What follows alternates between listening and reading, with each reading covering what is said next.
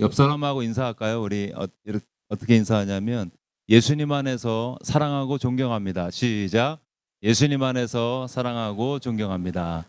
예, 오랜만에 체육관에 왔는데 기분이 새롭고 좋습니다. 그렇죠?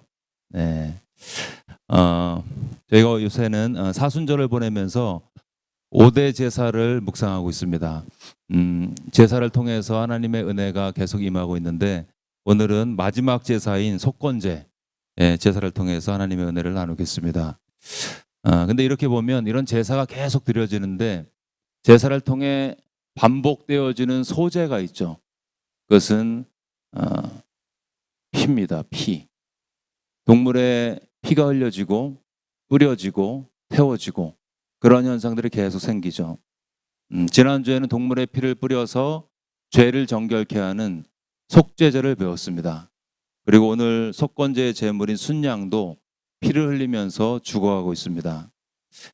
이런 피 흘림을 볼 때 우리 믿는 사람들은 구약의 성도들은 짐승의 피 때문에 죄사함을 받았고 예수 안에 있는 우리들은 신약의 성도들은 예수님의 피로 구원받는구나 하고 당연하게 여기죠. 근데 불신자 입장에서 봤을 때는 그 피는 그냥 이 적혈구와 백혈구와 혈장, 이 액체의 결합에 불과하죠. 여기에다 어떤 의미를 부여하고 죄사함에 어떤 의미를 부여하는 것은 그게 맞는 건가? 그런 의문이 들 수도 있습니다. 제가 예수님 믿기 전에 그랬어요. 피를 흘려서 죄사함 받는다? 그건 잘 믿어지지 않고 와닿지가 않는 거였죠. 과학적으로 보면은 피는 그냥 혈액에 불과한 것입니다. 거기서 무슨 의미를 찾는 것은 인간이 만들어낸 인간의 아이디어처럼 보이죠. 근데 역사와 종교를 살펴보면 유대교, 이슬람, 힌두교, 불교를 제외한 모든 종교에는 똑같이 동물의 피의 제사가 있습니다. 불교는 왜 빠질까요?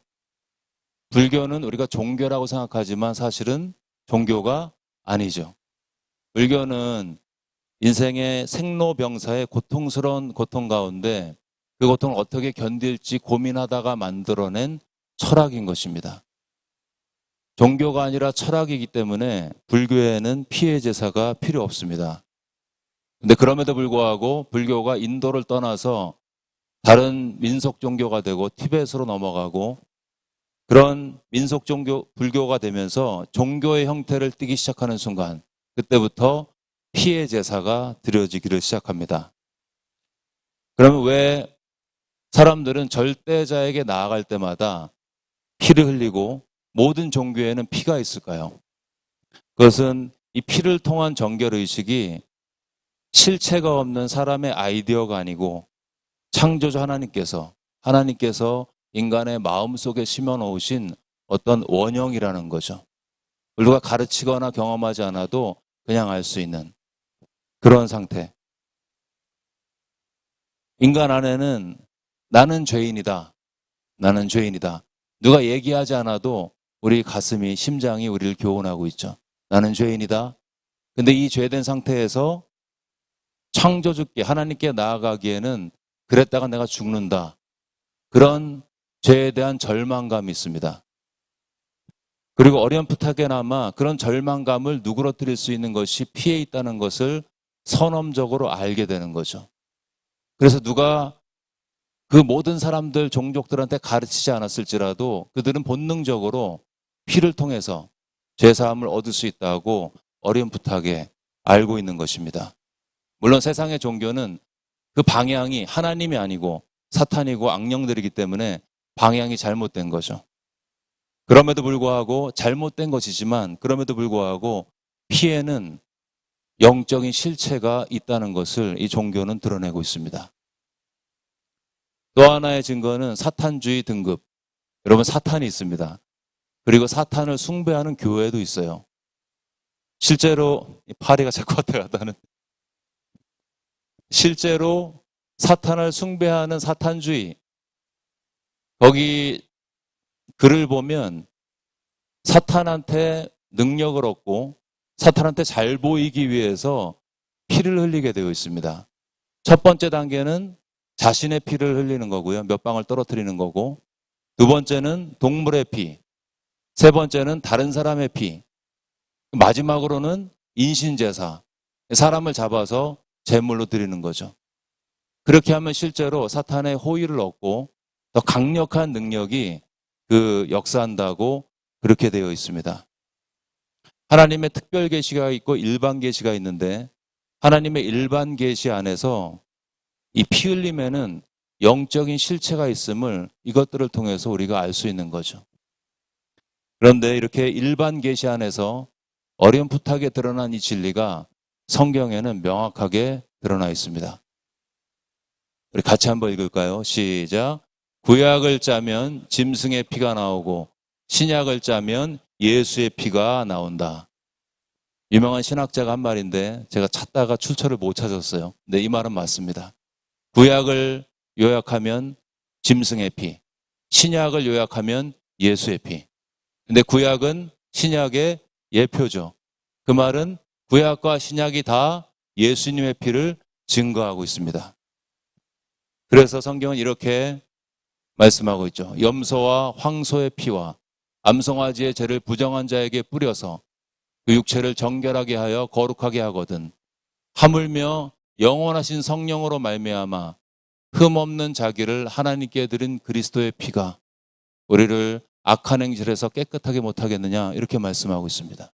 이 말은 예수님의 피가 예수님 안에 있는 모든 자에게 하나님의 용서와 사랑과 죽은 행실을 회개함과 하나님을 온전케 섬기는 터닝 포인트가 된다라고 말씀하고 있는 거죠. 그래서 피는 어떠한 개념이나 상상이 아니라 실체이고 능력이 되는 것입니다. 그래서 제사에는 계속 성경에도 피가 나오고 있는 거죠. 저희가 지난주에 속죄제를 배웠습니다.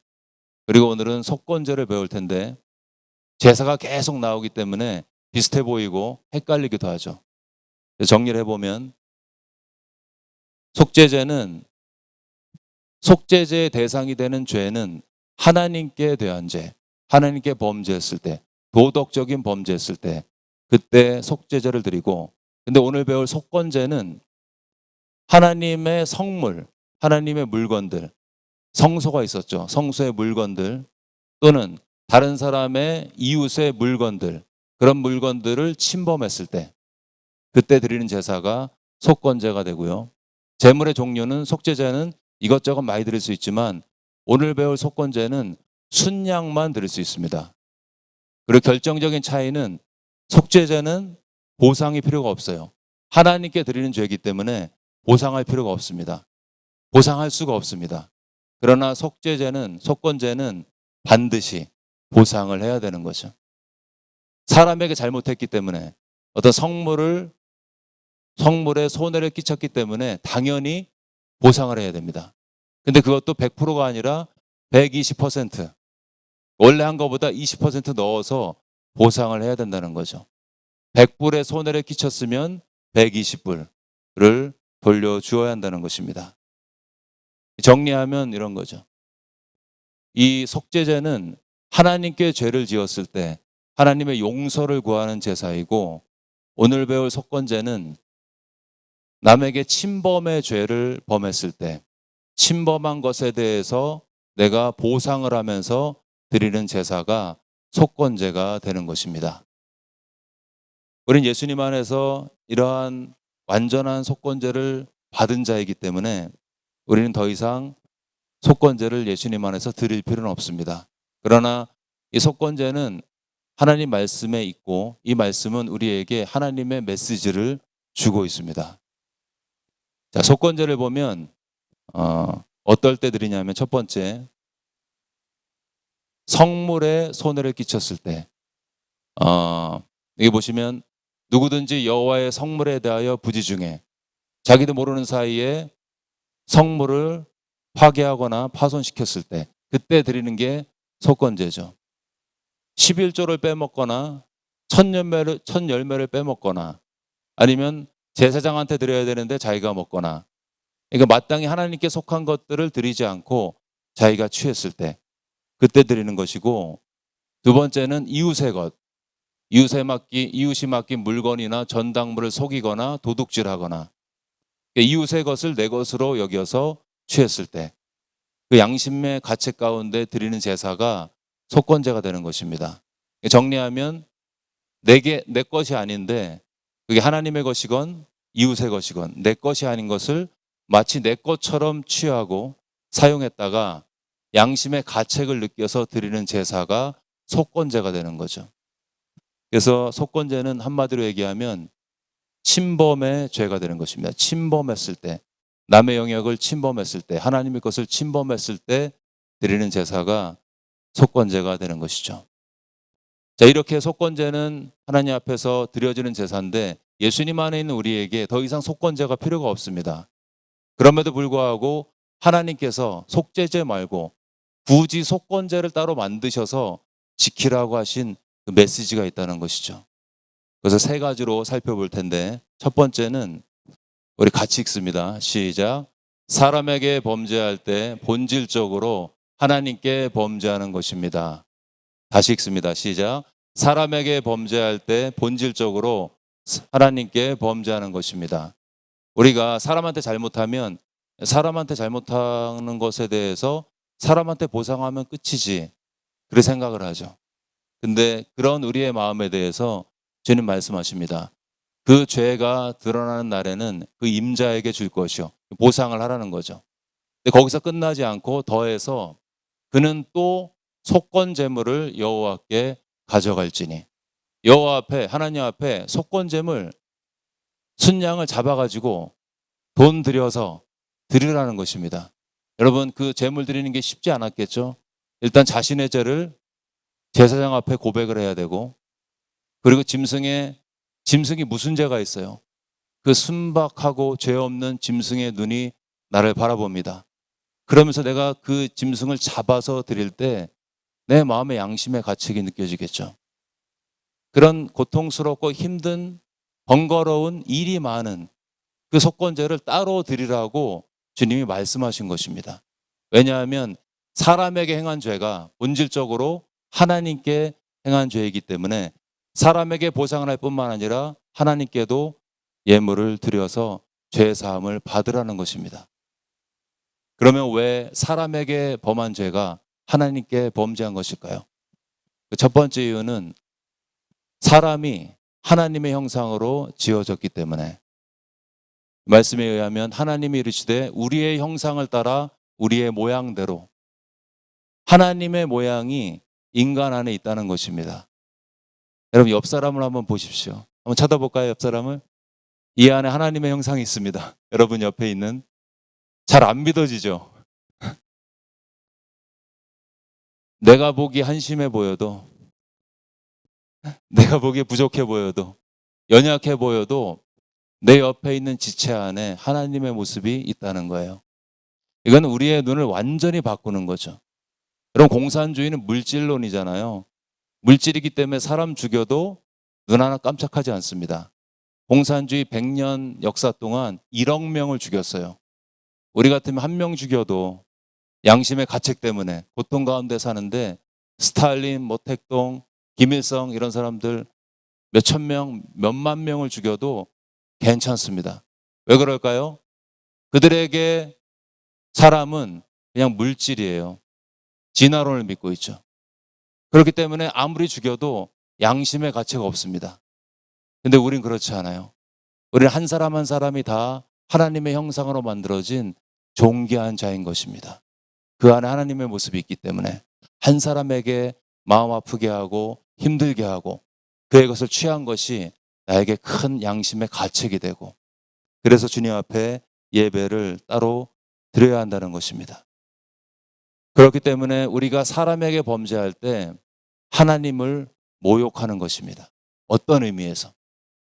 사람이 내 범죄 때문에 힘들어하면 그 사람만 힘든 게 아니라 그 사람을 당신의 형상대로 만드신 하나님을 힘들게 하는 거죠. 그래서 우리는 본질적으로 사람에게 범한 죄가 하나님께 범죄한 것이라는 것입니다. 두 번째 이유는 이웃을 사랑하라고 하셨기 때문에 내 이웃을 내 몸과 같이 자신과 같이 사랑하라. 이웃을 자신과 같이 사랑하라. 이렇게 말씀을 했습니다. 여러분, 이웃은 범죄의 대상이 아니라 사랑의 대상이라는 거죠. 내 옆에 있는 지체가 아무리 부족해 보여도 그의 것을 침범하는 그 순간에 형제를 사랑하라고 말씀하신 하나님의 계명을 어기는 거죠. 그렇기 때문에 사람한테 잘못했을 때 사람에게 보상할 뿐만 아니라 하나님께 예물을 드려서 제사를 드려서 그 죄에 대한 용서를 받아야 한다고 말씀하고 있습니다. 속건제는 지체에게 범죄할 때 그 죄가 지체에게 한 범죄로 끝나지 않고 하나님께 범죄한 것이라고 말씀하고 있습니다. 나의 죄 때문에, 나의 침범 때문에, 내가 지체를 힘들게 한 것 때문에 그 지체가 아파한다면 지체만 아픈 게 아니라 하나님도 같이 아파하신다는 것입니다. 속건제의 두 번째 메시지는 같이 읽습니다. 시작. 하나님께는 속건제물을, 사람에게는 보상과 관계의 복을. 다시요. 시작. 하나님께는 속건제물을, 사람에게는 보상과 관계의 복을. 이 속건제의 특징은 무조건 두 방향이 두 개다. 하나님께 수직적인 방향이 있고 사람에게 수평적인 방향이 있다는 것이죠. 속건제는 하나님의 성물과 이웃의 물건에 대한 범죄라 그랬는데, 먼저 성물에 대한 범죄를 보면 이렇게 되어 있습니다. 어떤 하나님의 것, 재물을, 성물을 내가 취했을 때, 침범했을 때 흠없는 순양을 양떼 중에서 끌어다가 속건제로 드려. 속건제 드리는 거죠. 하나님께 수직적으로 드립니다.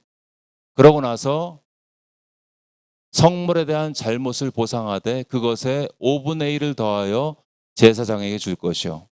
그러니까 하나님께 속건제 먼저 드리고 그 다음에 제사장한테 성물에 대한 피해를 보상하라.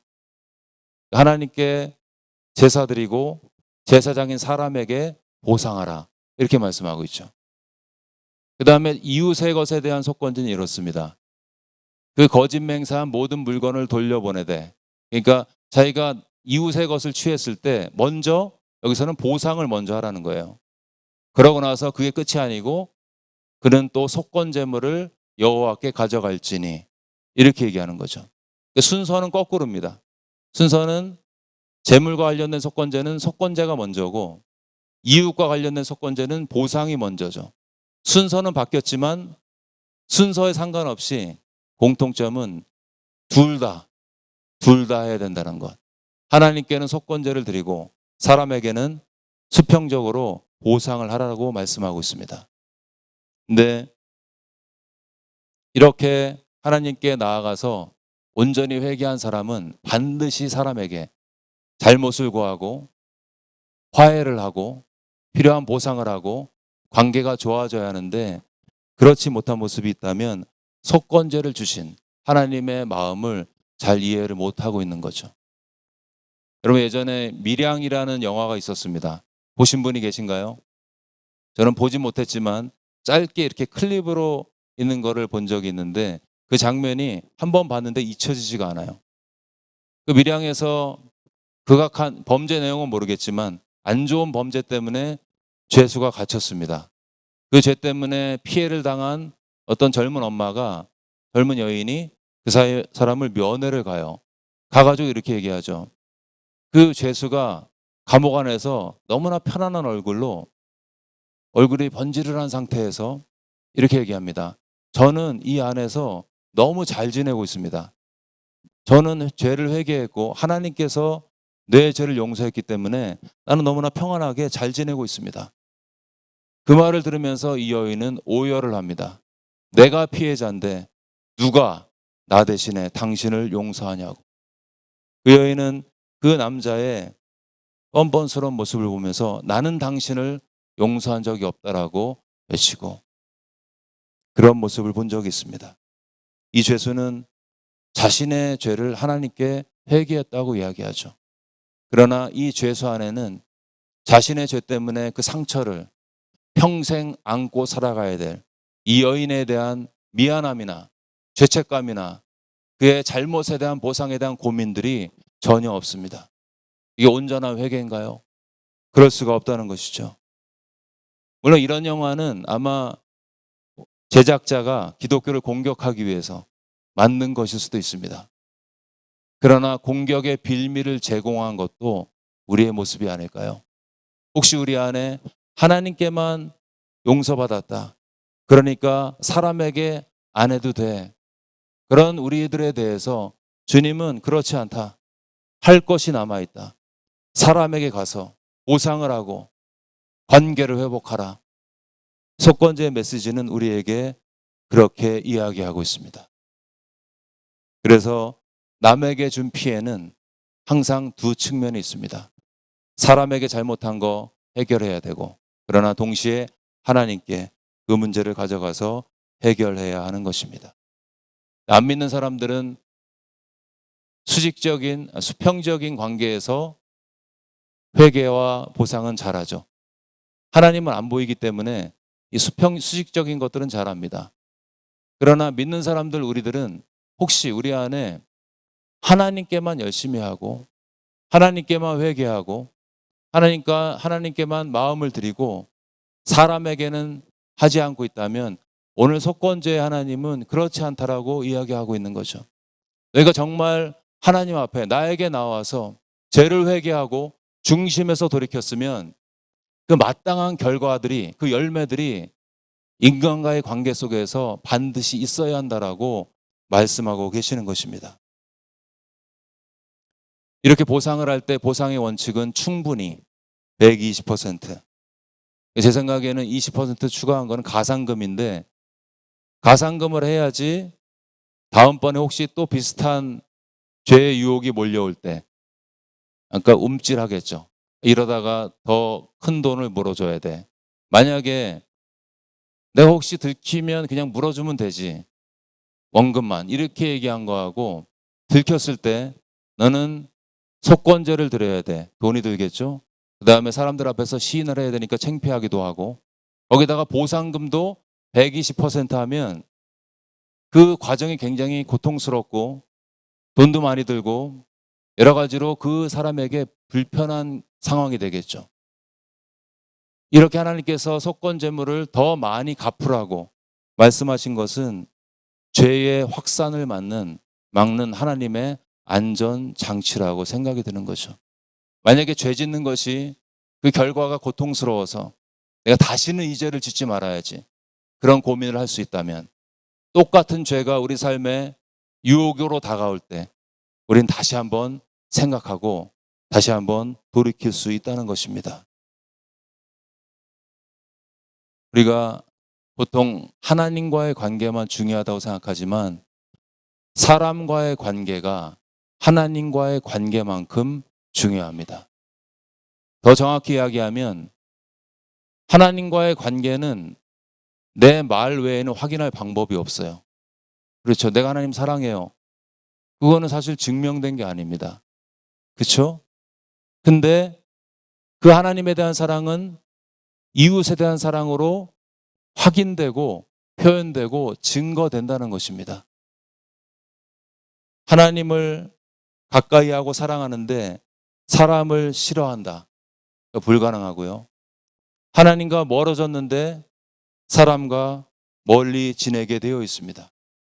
나는 하나님을 사랑하는데 사람을 미워한다, 하나님을 좋아하고 하나님을 사랑하는데 사람을 싫어하고 증오하고 있다.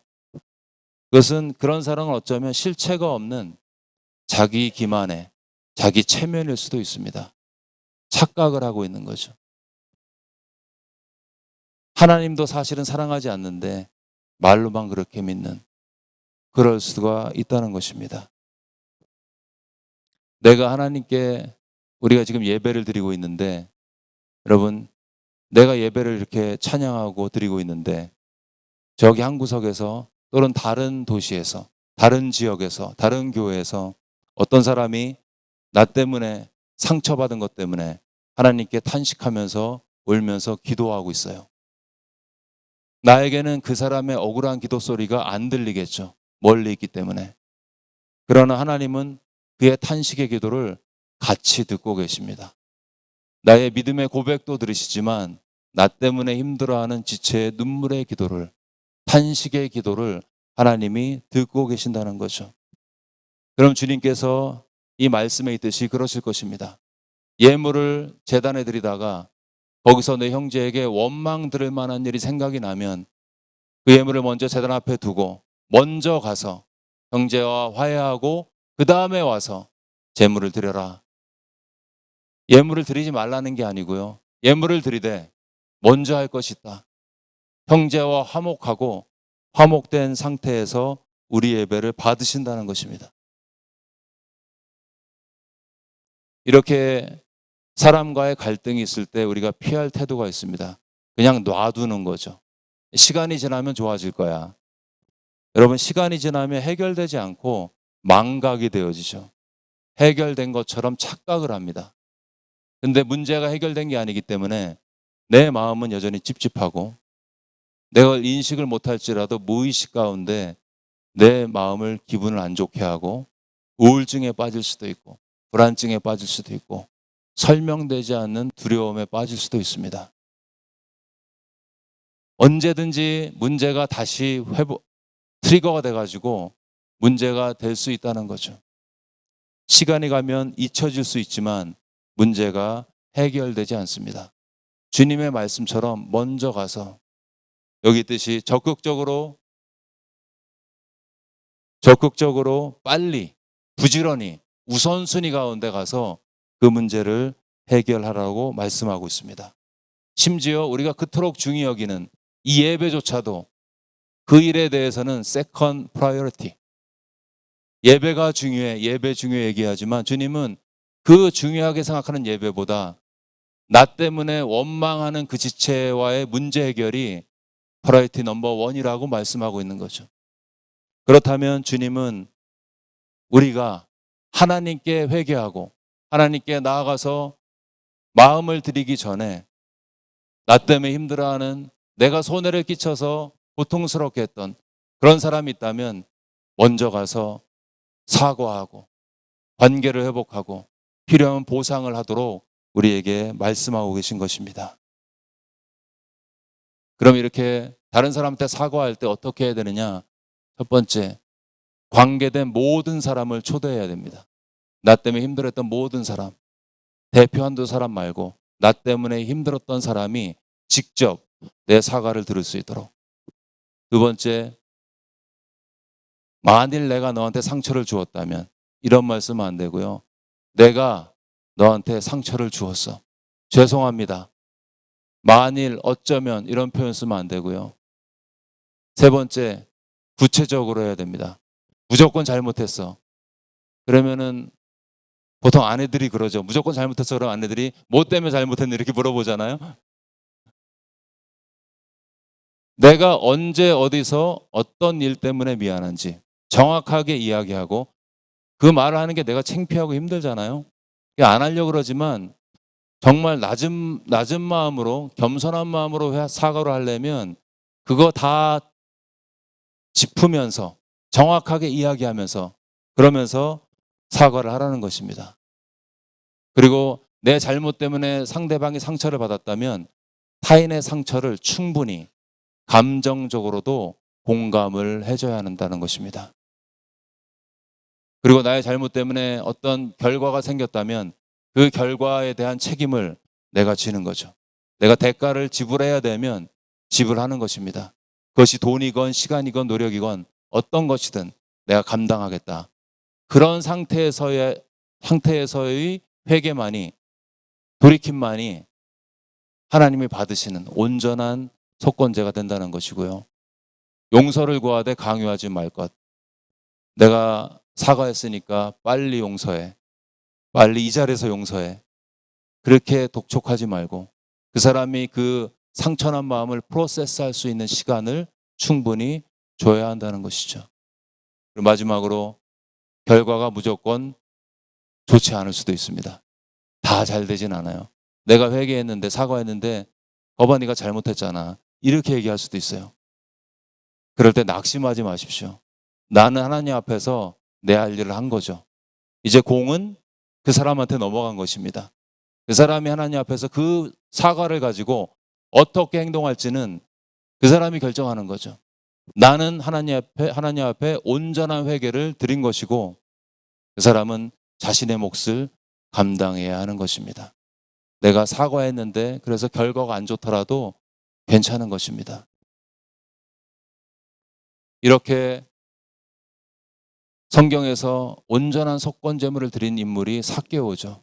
삭개오는 세리였고 돈을 많이 걷었는데 사람들의 손가락질을 받고 했는데 예수님의 이야기를 듣고 그분이 자신의 집을 방문했을 때 이렇게 이야기하죠. 누구의 것을 속여 빼앗은 일이 있으면 이게 속건제의 컨디션입니다. 이럴 때 속건제 드려야죠. 원래 속건제는 120%만 드리면 돼요. 근데 삭개오는 400%, 4배를 갚겠습니다. 그렇게 얘기했습니다.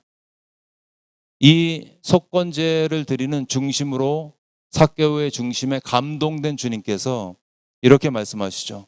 오늘 구원이 이 집에 임하였다. 예수님 너무나 기쁘셨던 거죠. 굳이 그 말을 하지 않으셔도 됐는데 굳이 그 순간에 정확하게 구원이 이 집에 임했다라고 이야기했습니다.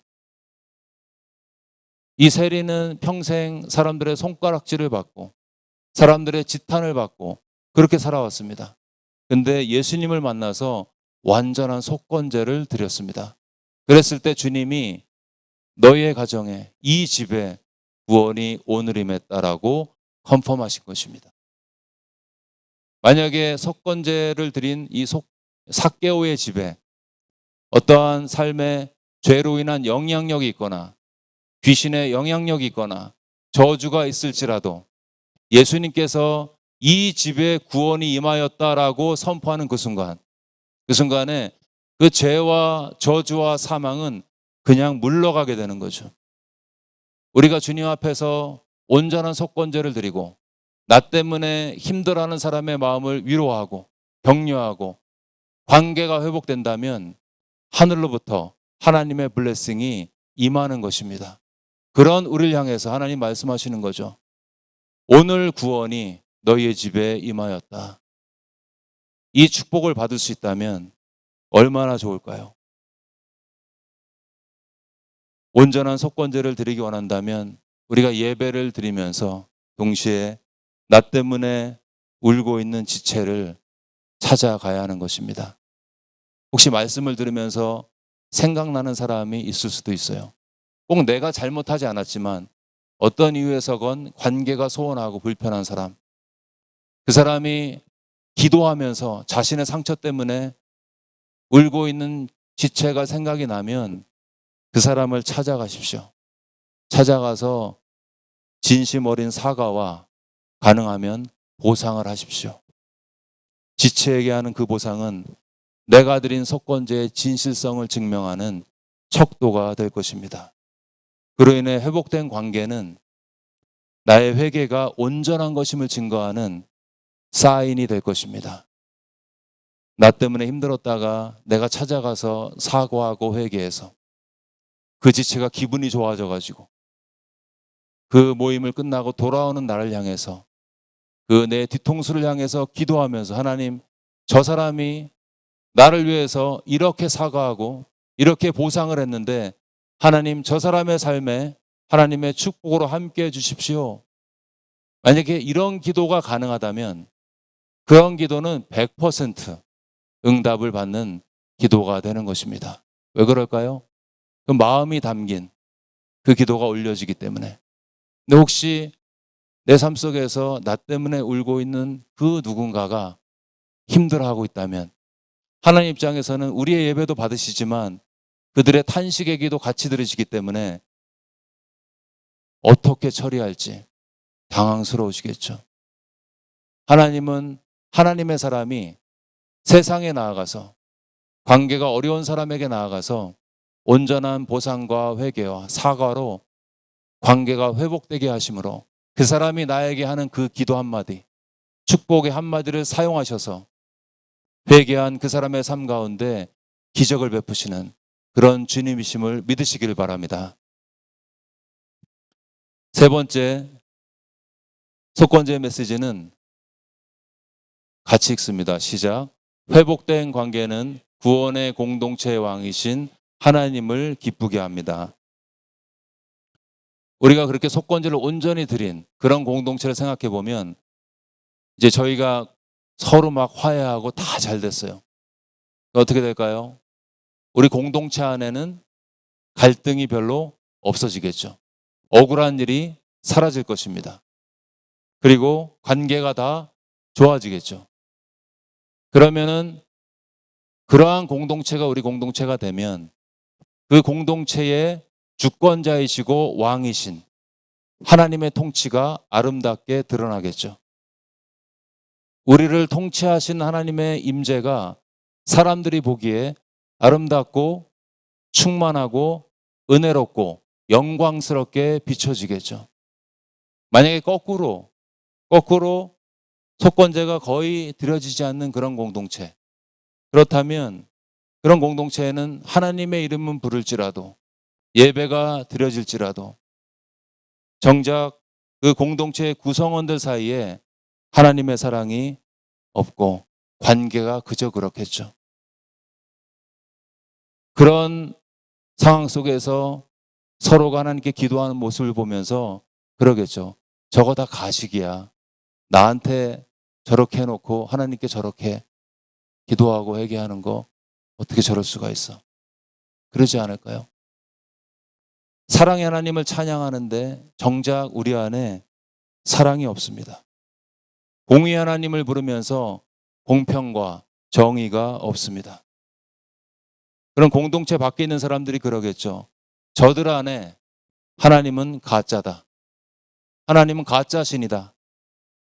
저들은 자신들이 섬기는 그 하나님이 자신들의 삶에 어떠한 영향력도 미칠 수 없는 죽은 신을 섬기고 있다. 하나님은 창조주시고 하나님은 지금도 살아계시고 만물을 붙들고 계신데 엄연히 살아계시는데 그를 섬기는 사람들에게 영향력을 끼칠 수 없는 죽은 신, 만들어진 신, 머릿속의 신에 불과해 보이는 것으로 강등이 된다는 것이죠. 살아계신 하나님이 죽은 신이 되는 것입니다. 주님은 그래서 우리에게 새 계명을 주시되 이렇게 주셨습니다. 새 계명을 주노니 서로 사랑하라.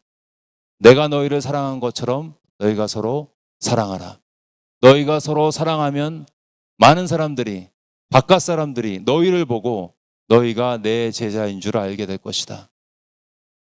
여러분, 교회에 쌓이는 십자가도 아니고 교회에 쌓이는 교회의 첨탑도 아니고 교회에 쌓이는 예수님의 사랑인 것입니다. 우리 안에 관계가 회복되어지고 우리 안에 사랑이 교통되어질 때 바깥 사람들이 보고 저들 안에 사랑의 하나님이 계시다.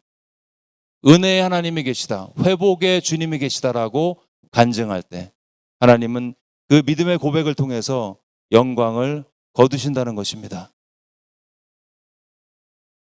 여러분, 자녀들이 돈이 아무리 많아도 자녀들이 만나기만 하면 싸워요. 그런 가정의 가장은 행복할까요? 행복하지 않겠죠. 근데 돈이 없고 가진 게 없을지라도 자녀들이 만나면 웃고 즐거워하고 상대방의 행복을 빌어주고 그러면 그런 가정의 가장은 행복하겠죠. 만약에 하나님의 백성인 저희들이 서로 모여서 서로 질투하고 시기하고 원한 맺고 원한 맺힌 거 풀지 않고 그렇다면 하나님의 얼굴에 먹칠을 하는 것입니다. 근데 우리가 서로 사랑하고 하나가 되고 나보다 남이 더 잘 되기를 바라고 그를 위해 기도하고 정말 축복한다면 우리의 공동체의 주인이신 하나님이 얼마나 기뻐하실까요? 형제 사랑이 없는 공동체는 아무리 큰 일을 해도 하나님의 영광을 드러낼 수가 없습니다. 나로 인해 힘들어하는 지체가 있다면 하나님께 드려지는 헌신과 드려진 예배는 의미가 없을 수도 있습니다. 그래서 하나님은 굳이 속건제를 통해서 당신의 공동체 안에 하나님의 영광을 드러낼 수 있는 관계 회복의 축복을 누리기를 원하시는 것입니다. 여호와께서 천천의 순양이나 만만의 강물 같은 기름, 우리는 천천의 수양과 만만의 기름에 초점이 가 있죠. 더 멋있게, 더 그럴듯하게, 더 화려하고 더 크게, 그런 것도 중요하지만 이 말씀에 의하면, 하나님의 말씀에 의하면 그런 예배를 받으실 뿐만 아니라 하나님의 관심은 내 삶 속에서 공의를 행하고 있는지, 인자함을 사랑하고 있는지, 겸손하게 주님과 동행하고 있는지, 그거를 보고 계신다는 거죠. 우리가 예배를 잘 드리고 헌신하는 거 중요하지만 동시에 하나님께서 보시는 것은 우리의 삶 속에 공평함이 있는지, 나에게 잘 못하는 사람한테도 동일하게 대해주는지, 조건 없는 사랑 가운데 사람들을 사랑하고 품고 있는지, 겸손하게 하나님과 동행하면서 공동체 안에 살아가고 있는지를 보고 계신다는 것입니다. 속건제의 메시지는 우리에게 세 가지 의미를 주고 있어요. 첫 번째는 사람에게 범죄할 때 하나님께 범죄하는 것이다. 두 번째, 하나님께는 속건제를 드려야 되고 사람에게는 보상을 해야 된다. 세 번째, 회복된 관계는 하나님의 공동체를 아름답게 한다. 근데 우리가 이렇게 온전한 속건제를 드리려고 해도 사실 우리는 하나님의 것을 침범하거나 타인의 것을 침범한 모든 죄를 속건제로 드릴 수가 없습니다. 명백하게 생각나는 것은 드릴 수가 있겠죠. 그러나 내가 부지불식간에 한마디 했는데 나는 그 말하고 까먹었는데 들었던 지체의 마음속에 비수가 꽂혀서 평생 마음에 상처가 됐던 거 우리가 알 수가 없죠. 속건제를 드릴 수 없습니다. 내가 돌을 던졌는데 그 돌이 그냥 던져진 줄 알았는데 남의 집에 유리창이 깨졌어요. 내가 알지 못하기 때문에 속건제 드릴 수가 없습니다. 내가 기억은 나고 생각이 나지만 시간이 없어서 속건제 못 드리고 죽었어요. 천국 갈까요? 어떻게 해야 될까요? 논란이 있지만 11조가 하나님의 것이라면 내가 1불 1전 잘못 계산해서 드린 거 어떻게 할까요? 부지 중에 1달러라도 적게 드렸는데 어떻게 해야 될까요? 속건제 못 드린 거죠. 불완전한 인간은 완전한 속건제를 그래서 드릴 수가 없는 것입니다. 우리의 의는 더러운 옷과 같아서 아무리 노력하고 기억하고 최선을 다해서 속건제 드릴지라도 하나님의 만족할 수 있는 완전한 속건제 드릴 수가 없습니다. 그래서 예수님께서 이 땅에 오셨습니다. 이 말씀에 의하면 예수님께서 그의 영혼을 속건제물 아시함으로 드렸다 말씀하고 있죠. 예수님이 십자가에서 돌아가셨을 때 우리의 죄를 위한 속죄 뿐만 아니라 죄의 결과로 이루어진 관계의 망가짐, 관계의 깨어짐, 그로 인한 상처를 치유하시기 위한 화목제물, 속건제물이 되셨다라고 말씀하고 있습니다. 속죄의 십자가는 우리의 죄를 용서한 십자가고 속건제의 십자가는 죄로 인한 관계의 회복을 회복하는 하나님의 능력이 되는 것입니다. 그래서 십자가를 만난 사람은, 예수 안에 있는 사람은 이제 하나님의 화평을 누리게 되는 것입니다. 이제는 전에 멀리 있던 너희가 그리스도 예수 안에서 그리스도의 피로 가까워졌느니라. 그는 우리의 화평이신지라. 관계의 회복이 화평이잖아요. 근데 예수님이 화평이 되셨다라고 말씀하고 있습니다. 이제는 예수님 안에서 화평한 자가 되었습니다. 예수님의 은혜를 체험한 사람은 이 화평의 메시지를 들으면서 내가 하나님과 화목한 관계가 된 것이 감사해서 나 때문에 힘들어하고 관계가 무너진 그 지체에게 나아가서 화평의 메신저로 쓰임을 받는 것입니다. 가서 필요하면 120%, 200%, 삭개오처럼 400%의 보상을 하고요. 그 십자가의 속건제물의 은혜 안에서 관계 회복과 샬롬을 누리는 것입니다. 목사님, 아무리 생각해도 내 주변에 사랑할 만한 인간이 없습니다. 그럴 수도 있어요. 아무리 봐도 그 드골이라는 분이 그렇게 얘기했습니다. 내가 사람에 대해서 더 많이 알아갈수록 개를 더 사랑하게 되었다. 얼마나 사람한테 실망을 했으면 그랬을까요? 그럴 때 있습니다. 우리도 사람한테 실망하고 기대했는데 실망하고 어떻게 이럴 수가 있지? 그런 심각한 것부터 가벼운 것부터 많이 있습니다. 사랑할 사람이었구나. 그래서 드골이 이야기했지만 이 말은 사실은 믿음이 없는 사람의 말이죠. 믿음이 있는 사람의 말은 이렇습니다. 하나님을 믿는 나는 사람에 대해서 알아갈수록 하나님의 형상을 닮은 사람을 더 사랑하게 되었다. 맞는 말이죠. 하나님을 믿는 나는 사람에 대해서 더 알아갈수록 하나님의 형상이 있는 사람을 더 사랑하게 되었다. 왜냐하면 개 안에는 하나님의 형상이 없어요. 사람 안에만 하나님의 형상이 있습니다. 그 사랑을 가지고 그 사랑을 알기 때문에 하나님을 의지하고 나아가서 지체와 화목의 제사를 드리는 것입니다. 속건제물 되신 예수님은 저 여러분이 죄인 되었을 때 먼저 우리를 사랑하셨습니다. 그리고 이제 그 사랑을 받은 우리에게 너희들도 가서 세상에 나아가서 나의 사랑을 기억하면서 사람들과 화목하고 평화롭게 살 것을 기대하십니다. 여러분, 나를 향한 하나님의 사랑이 깊다면 내가 원수처럼 생각하는 그 사람을 향한 하나님의 사랑도 엄청 깊겠죠. 내 사랑만 깊고 저 사람에 대한 사랑은 얕고 그렇지 않습니다.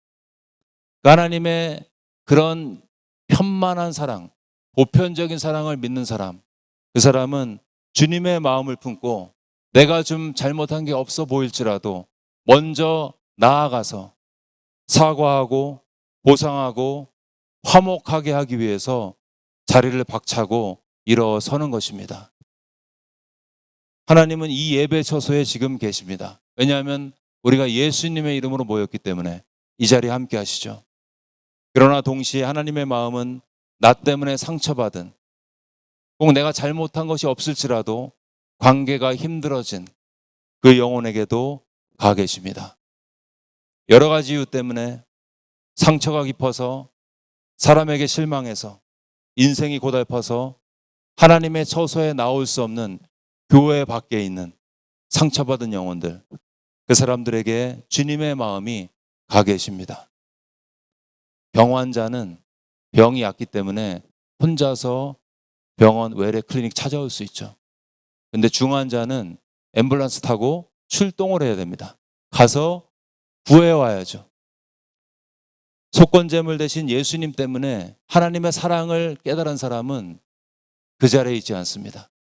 나처럼 힘들어했던 그 사람들을 기억하면서 내가 앰뷸런스 타면은 어떠한 불편한 상황을 만나게 될지 두렵고 떨리지만, 겁나고 불안하지만, 그래서 하기 싫지만 그럼에도 불구하고 앰뷸런스 타고 밖으로 나아가는 것입니다. 그리고 그 고통의 현장에서 하나님의 사랑을 증거하는 것입니다. 내가 꼭 잘못한 게 없을지라도 지체에게 나가서 내가 잘못했다고 지체에게 손을 내미는 것입니다. 화평의 주님을 선포하는 것입니다. 그리고 지체와의 사랑을, 연합을 온전히 이루는 것입니다. 이제 다 같이 일어나서 이런 주님의 마음을 기억하면서 찬양하고 통성으로 기도하실 텐데요. 하나님께